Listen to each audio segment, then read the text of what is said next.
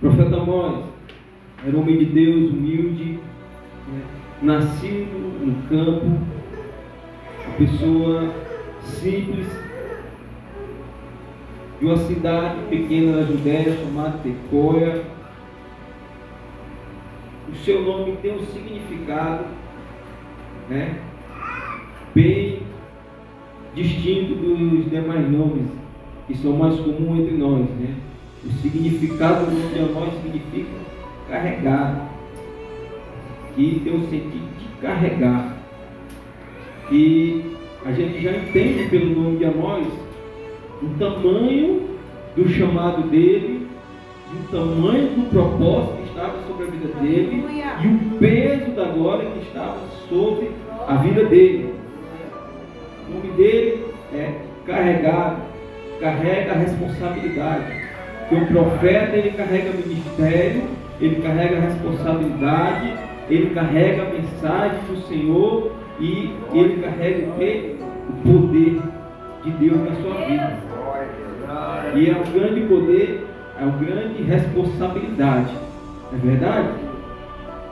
Este homem não era oriundo de uma família, de uma linhagem sacerdotal, como o profeta Jeremias, nem como o profeta Ezequiel. E ele também não era um profeta palaciano, como fora Daniel e como fora também o profeta Isaías. Mas ele era humilde, uma pessoa que trabalhava no campo, que trabalhava na pecuária, que ficava ali após os gado, após os bois, ali que ele cuidava da sua família, ali na sua labuta, no seu trabalho. É quando Deus ele pega o profeta agora e ele começa a falar, ele começa a revelar e começa a mostrar o estado de Israel, o estado de Judá, o estado daquela nação e o que o Senhor viria a fazer sobre aquela nação. Nós já vimos em outra passagem que o cenário dessa época em qual ele profetizou era um cenário onde as pessoas estavam desligadas. As pessoas viviam a prosperidade, as pessoas estavam bem economicamente, as pessoas estavam bem situadas socialmente, mas no que diz respeito à vida espiritual, uma conexão com Deus já não havia, porque esse povo já não estava mais cultuando a Deus verdadeiramente, mas já tinham passado a outros deuses, estavam vivendo apenas em uma casca religiosa. É quando Deus agora ele usa o profeta mais uma vez para falar o que ele haveria de fazer com o povo de Israel, aquele povo que foi escolhido por Deus para Deus habitar no meio deles. Aleluia!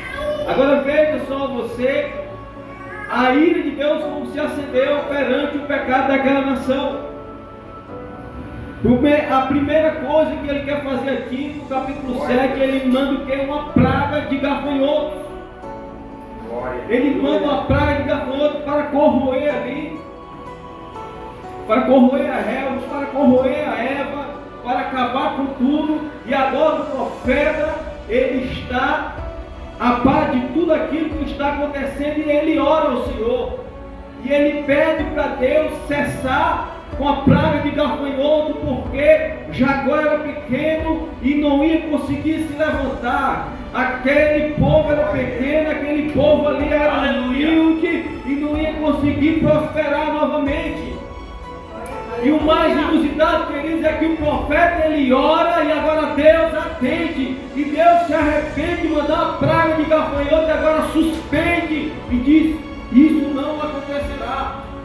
E agora o Senhor, ele mais uma vez, ele envia mais uma situação.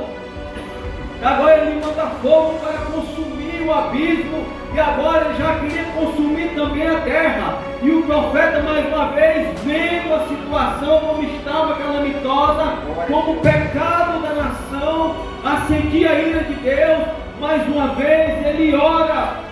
E ele pede para Deus não consumir a terra com fogo. E o Senhor prontamente ouve o profeta. E agora já cessa com fogo. Deixa eu falar uma coisa para você. Se você é um profeta escolhido por Deus, se você é uma pessoa que tem chamado de Deus, você tem intimidade com Deus, para daqui você orar e lá do alto do trono o Senhor Ele atender e Ele fazer cessar com a praga que está na tua casa, com a praga que chegou na tua família, com o fogo que vai corroer o teu ministério, com aquilo que está se levantando contra você. Glória a Deus. Porque, querido, a palavra do Senhor vai dizer lá no livro da Epístola do apóstolo Tiago, capítulo 5, verso 16, que a oração do justo ela pode muito em seus efeitos. Glória a Deus. Glória. O profeta tem intimidade com Deus.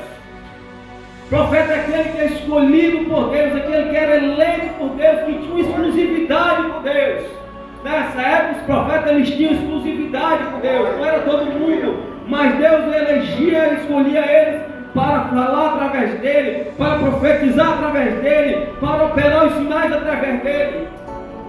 E agora o Senhor ele fala para nós, e ele mostra a nós o que ele quer fazer. Ele mostra agora para nós, ele em cima de um muro e ele na sua mão com um prumo.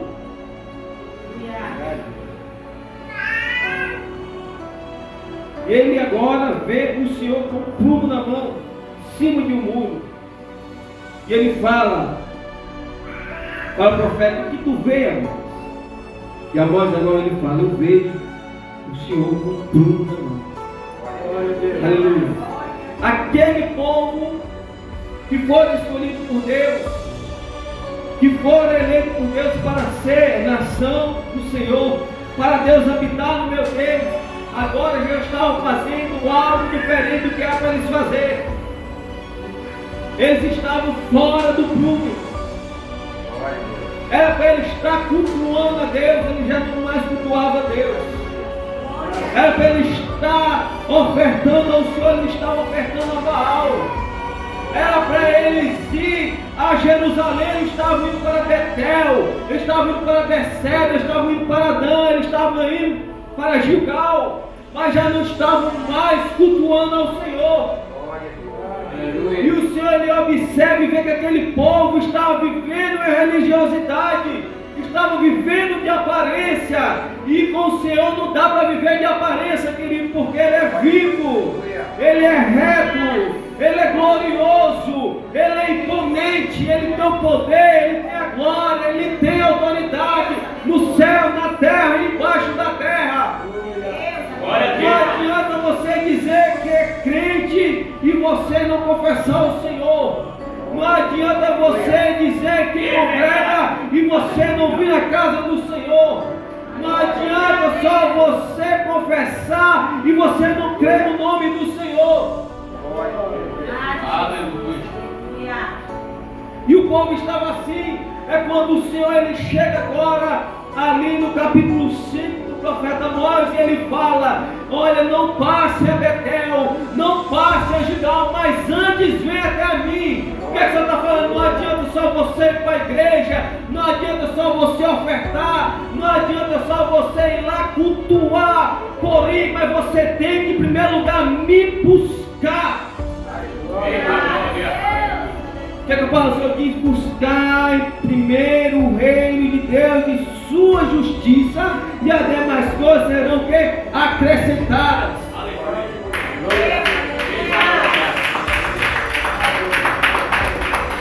Aleluia.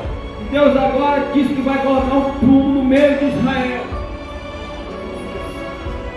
A palavra prumo ela tem um significado traduzido do hebraico para nós, que é o que?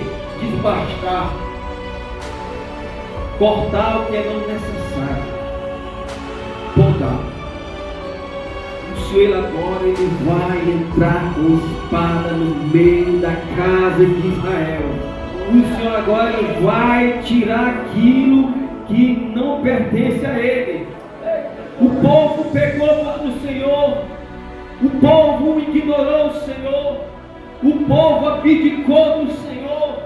de um Deus que tirou do cativeiro, que tirou da mão de Faraó, o Deus que abriu o mar, que fez eles passar em seco, o Deus que colocou eles na terra prometida, o Deus que entregou a lei, o Deus que entregou a palavra para eles viver segundo os seus estatutos, segundo o seu querer, segundo a sua vontade, mas agora estavam andando de uma maneira incontinente ao Senhor, se abastando no caminho do Senhor, sendo diferentes com Deus. E não adianta você ser indiferente a Deus, porque Ele é Deus. Você sem Deus, você não é ninguém, querido. E Deus sem você continua sendo Deus. Nós sem Deus nós não somos nada. E Deus agora Ele vai entrar com tudo no meio desse povo. A pessoa que fica sem equilíbrio, a pessoa que não está no prumo, é a pessoa que ela não consegue ser constante. Uma hora você vai ver ela bem na igreja, outra hora você vai ver ela lá no bar. Uma hora você vai ver ela louvando na casa do Senhor, mas outra hora você vai ver ela na ciranda. Uma hora você vai ver ela orando e adorando, mas outra hora você vai ver ela dispersa. Uma hora você vai ver ela glorificando, outra hora você vai ver ela murmurando. Quando o crente ele está assim, ele não está no prumo, ele precisa ficar no prumo. Prumo é um objeto da construção civil que tem um peso, uma corda e um pegadorzinho. Se você olhar uma parede que é feita com prumo, você vai ver que ela é reta, ela é direita, ela não tem defeito, ela não tem um relevo diferente. Agora, se você olhar a parede, o relevo dela é diferente, por exemplo, essa daqui, você vai ver que não colocaram prumo. Assim é o cristão sem Deus, assim é o cristão longe do caminho do Senhor. A sua vida não consegue prosperar, ele não consegue crescer, ele não consegue multiplicar. As coisas que ele faz não dá certo, ele começa, mas não termina. Porque ele está fora do prumo. Assim estava a nação, estava fora do prumo. Tem pessoas, irmão, que Deus chamou, que Deus comissionou, que Deus entregou o cajado, que Deus entregou autoridade para expulsar demônios, para repelir o mal, para pregar com autoridade, para ganhar vidas, para renovar, e as pessoas estão abdicando e indo por outro caminho, indo por outra vereda. Era para estar no prumo, mas não estava vivendo uma vida torta. Lembra de Sansão, Nazireu de Deus, que o voto não podia provar álcool, não podia tocar em defunto, não podia cortar o cabelo.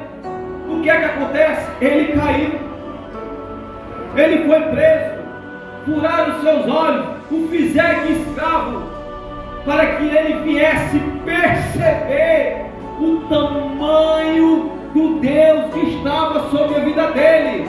Deus ele está falando: irmão, não é para você ir por esse caminho, é para você ir por esse caminho. Irmão, não é para você beber, é para você adorar. Irmão, não é para você perjurar, é para você confessar. Irmão, não é para você regredir, é para você caminhar. Irmão, não é para você sair, é para você ficar na presença.